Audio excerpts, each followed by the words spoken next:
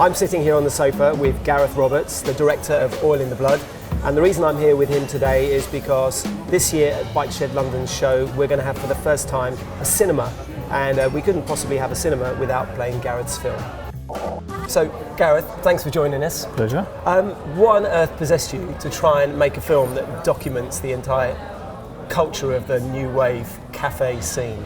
That's a good question, really. It was really because I saw this kind of phenomena kind of grow from being a kind of niche of a niche into something that became global and had a kind of a global kind of identity, and that grew to the point where it's kind of sitting on the edge of mainstream motorcycling and also kind of influencing mainstream motorcycling. And I kind of wanted to kind of really scratch beneath the surface of that and find out what it was, why it's happened, and what does it mean, really. In that process, I mean, you know, you've been in biking for a long time. It's in your blood. Yeah.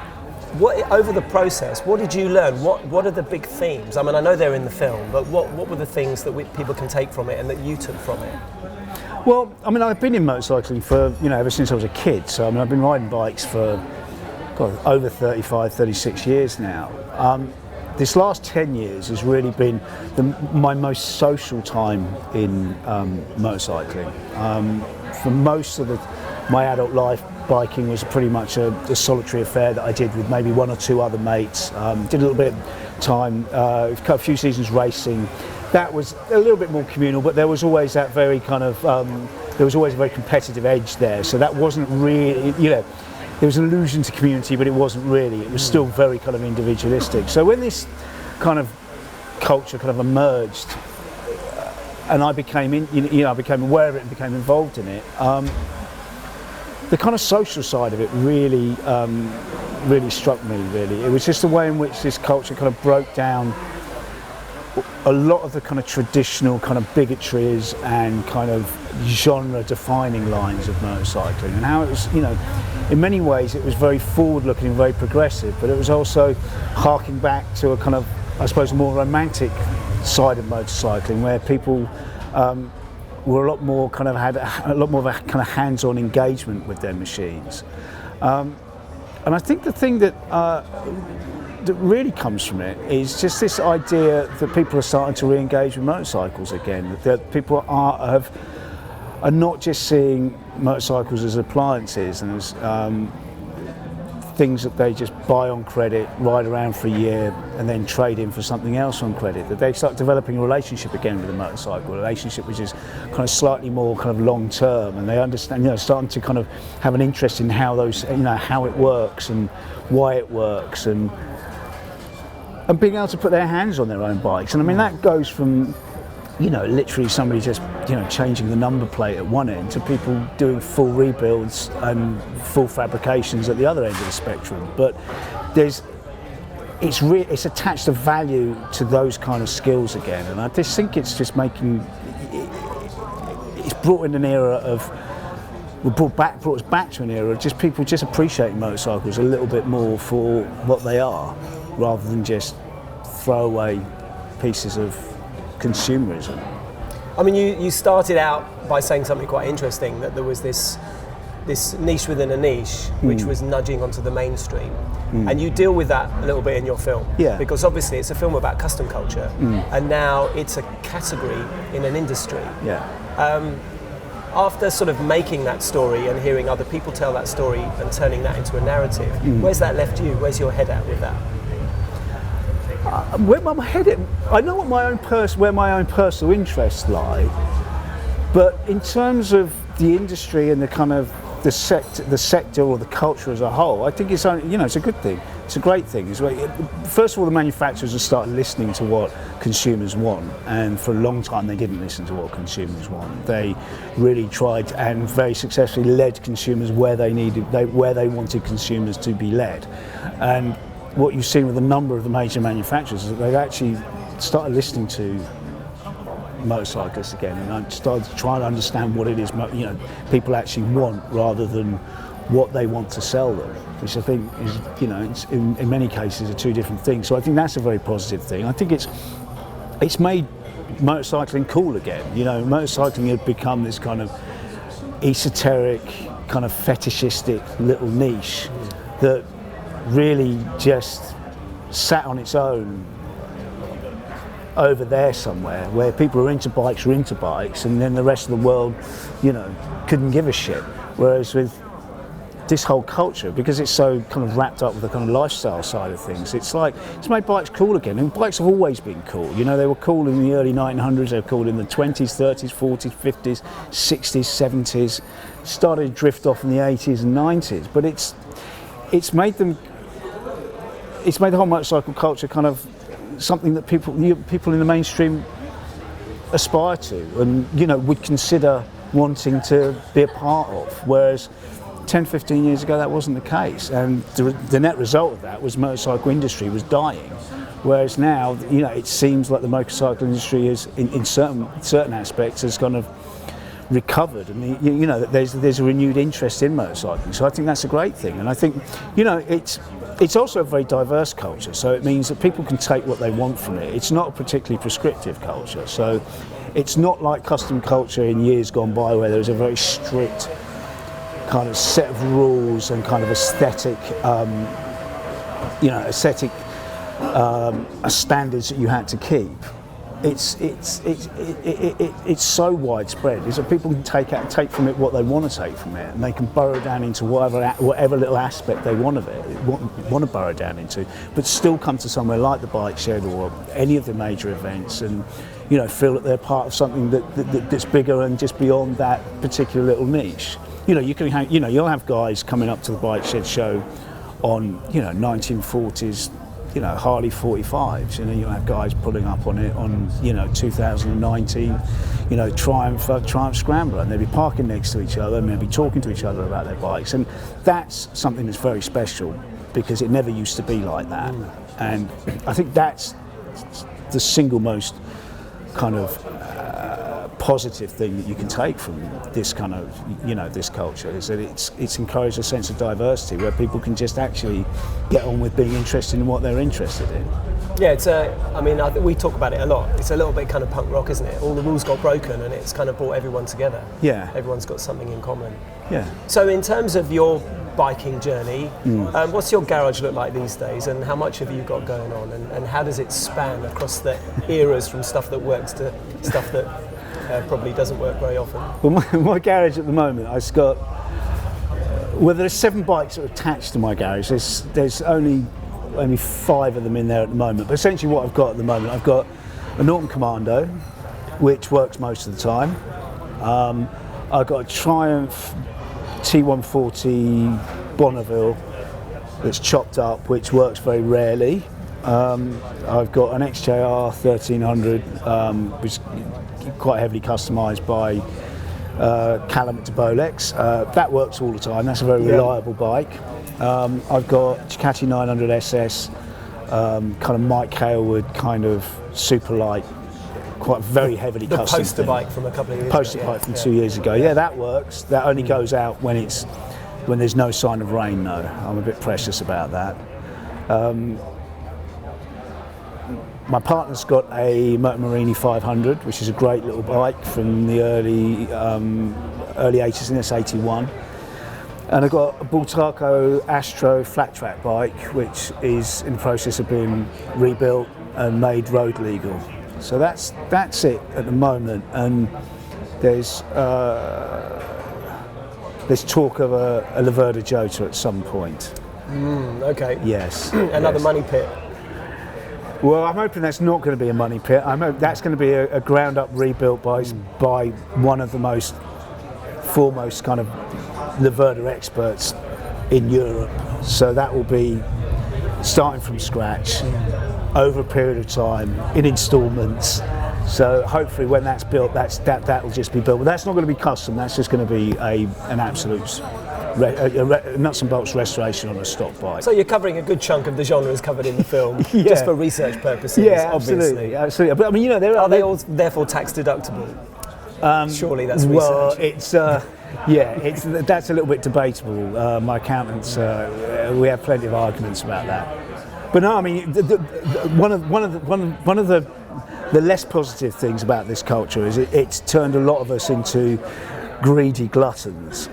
Whereas, you know, for many, many years, I had one bike. And when I wanted another bike, I'd sell that bike and get another bike. You know, sometimes I might have two bikes. But this whole kind of, this whole thing has kind of encouraged the kind of the magpie amateur collector. I think it's called aspect. hoarding. It is called hoarding, and you know, well, it's been interesting because what it's done for me personally, it's opened up this whole side of motorcycling that I was never interested in before. So I had I thought I knew what I liked, and that was really sports bikes, sports orientated bikes, and kind of, you know, and classic bikes. But through this kind of culture, and because of the diversity, it's like opened up this whole interest in a whole other side of motorcycles that you know, I'd never been interested in before. Like flat track racing, you know, I didn't really, you know, I had no interest in that whatsoever. You know, Harleys, I'd never owned a Harley, never wanted to own a Harley. I had very kind of blinkered misconceptions about Harleys, and then of course, like anything, you start, you know, once you start becoming exposed to them, you start becoming aware of them, particularly the historic Harleys. You understand, you know, you begin to kind of have an interest that wasn't there before, and I think that's what's really interesting. And you see that a lot with, you know, some of the old dyed-in-the-wool Harley guys becoming a lot more interested in kind of Japanese bikes, whereas 10, 15 years ago they would never have been interested in Japanese bikes. And that to me is really interesting, because I think that it really speaks to the, you know, the enthusiast side of what we're all about, rather than just kind of being kind of too tribal, as motorcycling has been for many, many years. Yeah. So, what would you want people to take from watching your film? Ideally, what are they going to get out of it, apart from being entertained? Well, I'd like people to be entertained, to be informed, and also to take away from it that it's something that is enduring, and it's a kind of it's more about a kind of philosophical change in how people think about motorcycling, rather than it being a fashionable or a transitory thing. Because, you know, we talk about this in the film about young people getting involved with bikes. Now, young people getting involved in bikes through this culture. You know, kids in their late teens, early 20s who get their first bike, and their exposure to motorcycling is through this culture. It's like the values that they're adopting are values of being interested in how things work, being able to work with your hands, learning skills, learning how to work with your motorcycles. And that's, you know, that takes a lot of time, it takes a lot of effort, it takes a lot of commitment. But once that commitment's is made, it's there for a lifetime, right? That's not going to go away. And that's really, to me, what this culture, this explosion of this culture has done. It's ensured the next generation of motorcycling. Well, it's captured the next generation of motorcyclists. So it means the immediate, and you know, the distant future, well, not the distant future, but within the next 20 years of motorcycling is kind of, you know, it's been assured, it's been captured, because it's brought people interested in bikes, it's exposed them to bikes in a different way, but in a more kind of involved way, that it's not going to go away. People aren't going to get bored of it. I think we had that with the scene.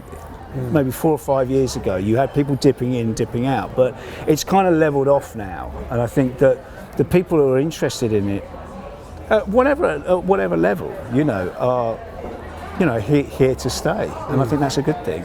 Yeah, I mean, to me, it feels like between what you're doing with the film and what's happening in the culture is biking is becoming bigger than the bike. It's about people.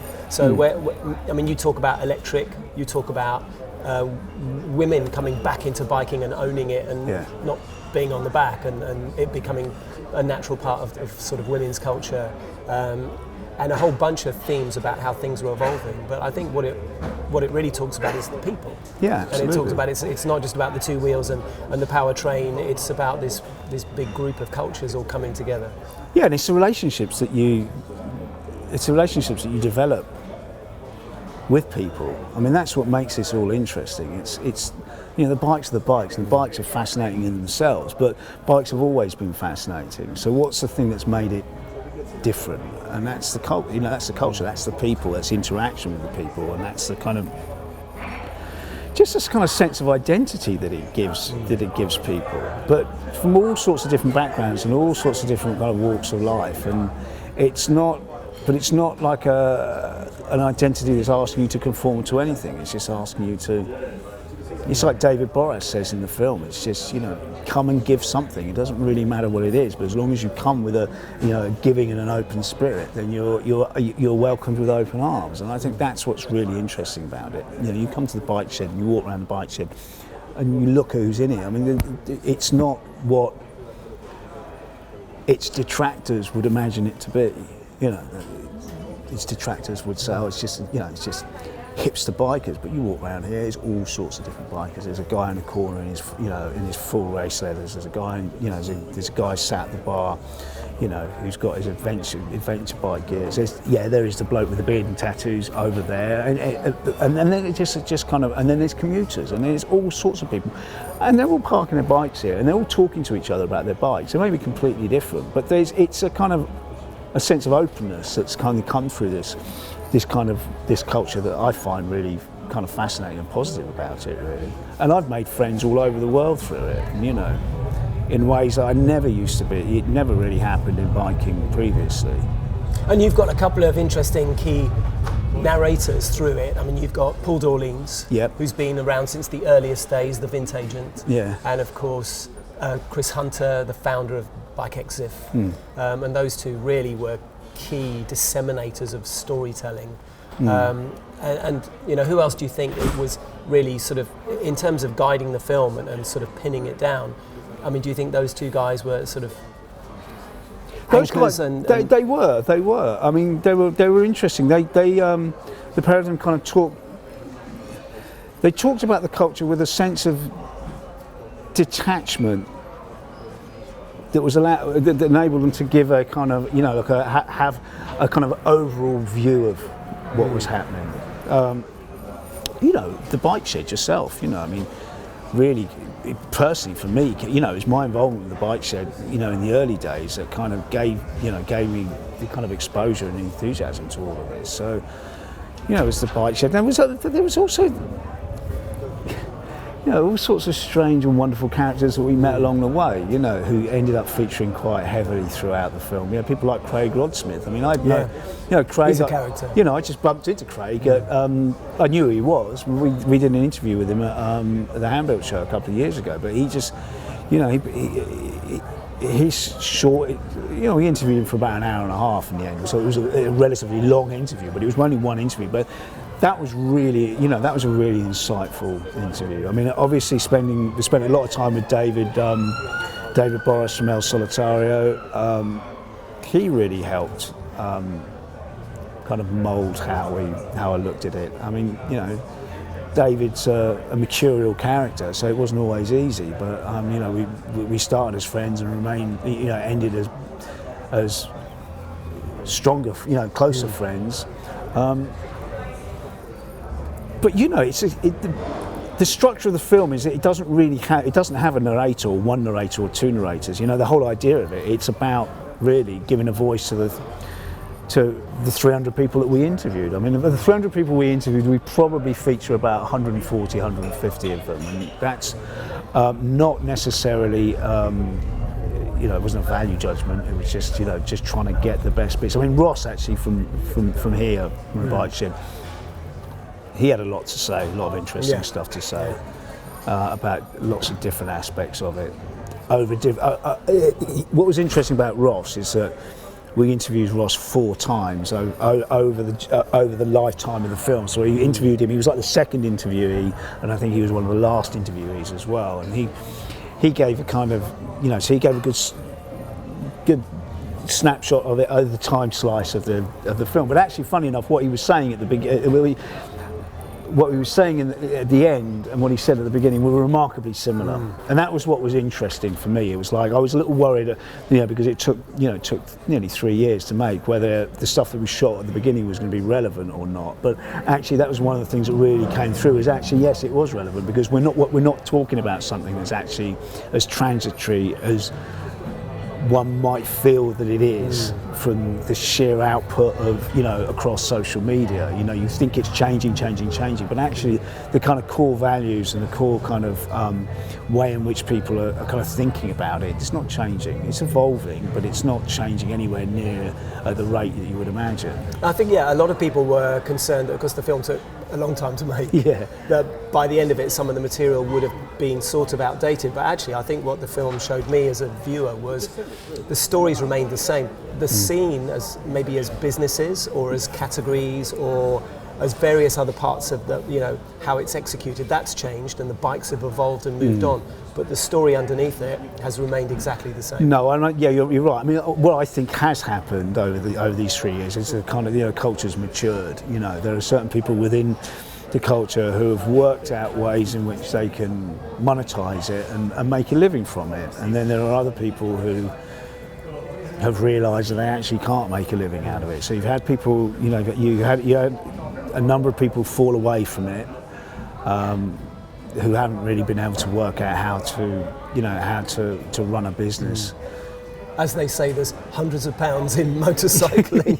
Exactly. Hundreds. Exactly. If you want to make a small fortune in motorcycling, you start with a big one. But there are certain people who, like yourselves, like Revival, like Deus, builders like Walt Siegel, even people like Craig Rodsmith, who, has very small output of the bikes that he makes, but he's managed to get himself into a position where he's making bikes of such a high standard that actually they command the kind of prices that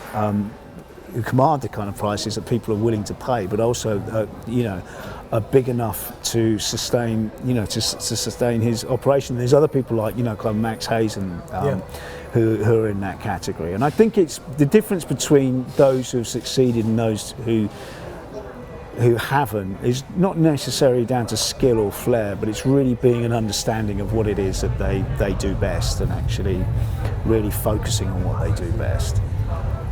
And I think that's a good thing, because it means that if nobody's making a living out of it, it's like the thing's just going to run out of steam, because it's just going to be people chasing their tails and people getting despondent. But if there are certain people within the industry, or certain groups of people within the industry that can within the culture that can make it an industry, then it makes it sustainable, right?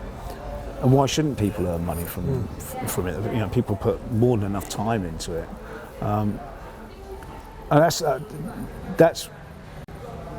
that's really where I see the future of it. Really, is it just becoming more consolidated? I'd like to see it more kind of spreading its wings a little bit more. So one thing still frustrates me a little bit, for instance, is with the manufacturers manufacturers catering to this culture, but they're not really drawing people from the culture into the companies as much as they should be. They should be having key players within the culture as being embedded well within the corporation, so that they can guide they can guide the decisions properly, because you still see really interesting bikes are made and obviously directed very much towards this culture that just have terrible marketing, and they hit so many wrong notes, and that's where I think it could develop in a really interesting way. And also and on the media side of things, having more kind of substantial media output, so we start seeing decent stuff on TV, decent stuff online that's that's evolved beyond the stage of it just being. Well, you've got enough footage. We've got enough mini footage, series, but we need you need a broadcaster or a distributor to pay for that, right? So that takes us nicely to, obviously people can come to the bike shed, see the film, and I think, am I right in that's going to be the first general public screening for it in the UK? Yeah, it's essentially the UK premiere. So that's the UK premiere. Where else can people see this film? Not just in the UK, but elsewhere. I know you've been road showing at all the big exhibitions and events, and also when can we expect some distribution? Yeah, well, I mean, our kind of release strategy was kind of two-pronged, really. It was, first of all, on one hand, it was get it out and screen it to our core audience. So that's screening it at at bike, custom bike shows, custom bike events, special screenings, in conjunction with people within the kind of community. That's taken us up to the end of the summer. The first big screening in the year, the premiere is Bike Shed in a couple of weeks' time. Then we've got a screening in Dublin the week after that. We've got a screening at the Lisbon Film Festival, Motorcycle Film Festival at the beginning of June. Then Wheels and Waves mid-June. And then we have the Australian premiere in Sydney and Melbourne in conjunction with Pipeburn at the end of June. And then at the end of June, we should be in a position to announce our commercial release. I mean, we're essentially in kind of quite advanced negotiations with a commercial distributor. There's just a couple of things we need to fall into place for us to make that announcement. So it should be on, globally on kind of general release by the end of the summer. Great, excellent. Yeah, so people will be able to download it, buy DVDs, rent it, stream it. So it'll be available across all the different platforms. So perfect. That's the idea. Thanks, dude. That's brilliant. Pleasure. So come to the Bike Shed, watch Oil in the Blood. Hope you enjoyed the interview. Don't forget to subscribe to the YouTube channel. New content coming out Tuesdays and Fridays every week. If you're at the show next week, come and say hello.